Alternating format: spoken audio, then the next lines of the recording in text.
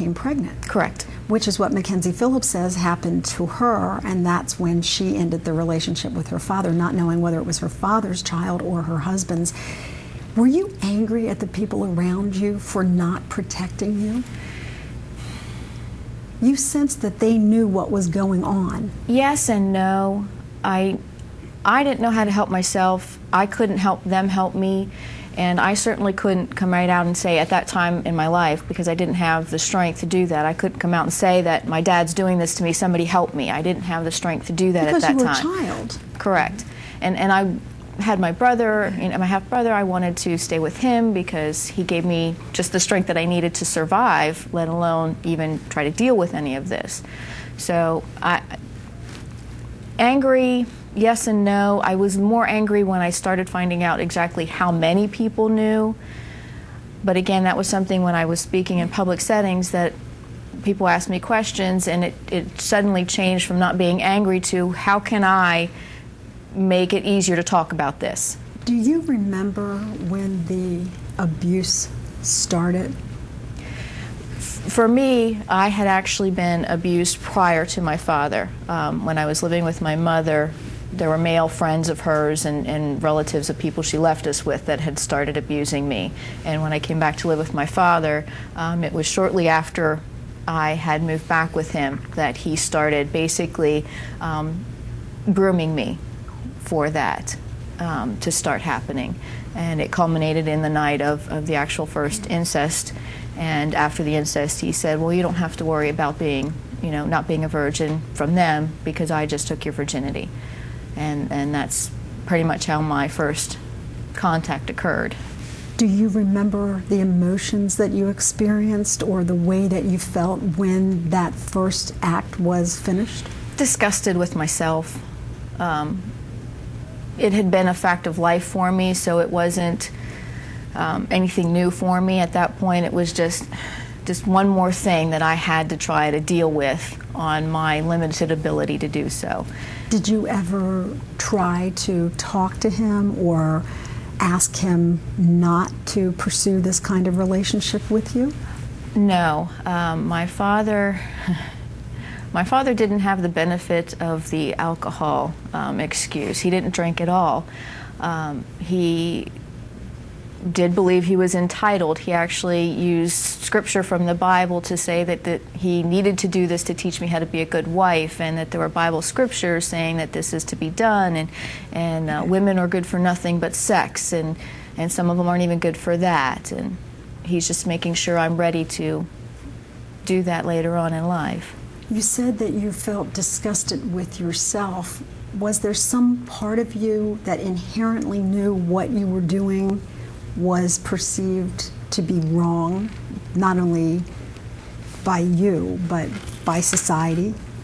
I don't know if I viewed it as being wrong by society. I certainly knew that it felt, in a child's mind, it felt yucky, to use a child's way of looking at it, and I certainly knew that it didn't make me feel good. And the fact, you add all that with the fact that your body betrays you at moments like this, because your body reacts to stimulus that it's built to react to, so you're even being betrayed by your body now, in addition to your father or your close person, your close family member. And you put that all together, and it's just you're heaping stuff upon yourself because your body, your own body is betraying you. And I don't see how you can walk away from that feeling good about any part of it. You use the term betrayal, and we are going to talk more about how you were betrayed and also hear Jessica's story, and we're going to give you some advice on what you can do if either you are a victim or you suspect someone that you care about is. Right now, though, we do have to take a short break. While we go to break, we're going to provide you with some information that I hope you'll use if you, in fact, need help.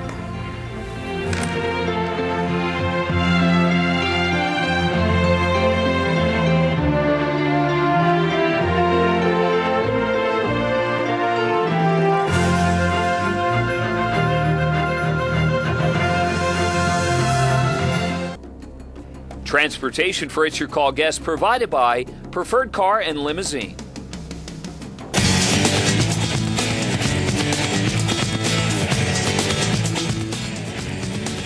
Welcome back, everyone. I'm Lynn Doyle, and our topic this hour is incest, because Mackenzie Phillips, the well-known actress and daughter of John Phillips from the Mamas and the Papas, has come out with a new book in which she reveals that she had an incestuous relationship with her father for over a decade.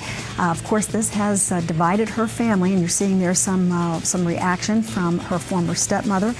And then there is also reaction from other members of the family, including Mackenzie's reaction to the family not supporting her assertion.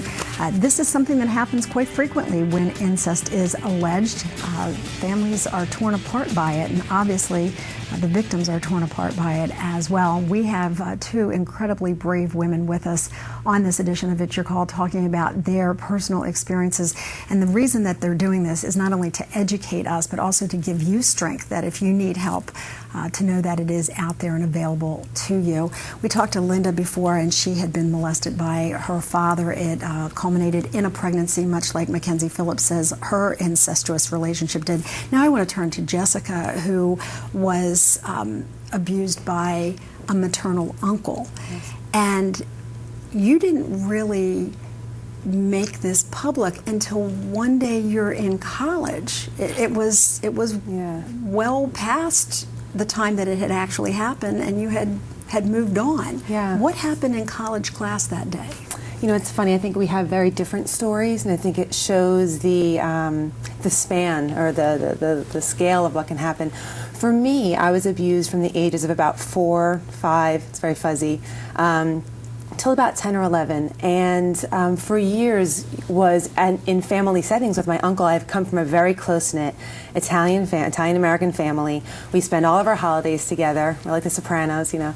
And I was always around my uncle, and it was something I never talked about.